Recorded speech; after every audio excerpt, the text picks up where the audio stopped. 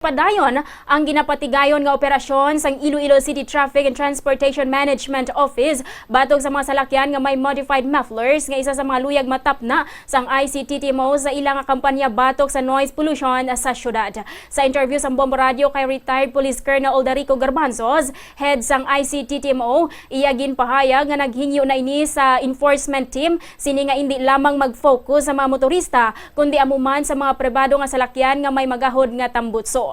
Mas ginpasang kanilang ila kampanya batok o kon bangod sang nagadamo nga reklamo sa mga pumuluyo batok sa magahod nga mga tambutso sang salakyan sa syudad ila binakon gabi. Nagdeploy na ang mga opisina sa nagkalain-lain nga distrito sang syudad agod masiguro nga matap na ang nasambit nga reklamo. Ang amon nga mga personnel ang sa enforcement team may mga balo na silang decibel meters para ini sa pag-testing no kung makapasar no based sa aton nga regulation ordinance.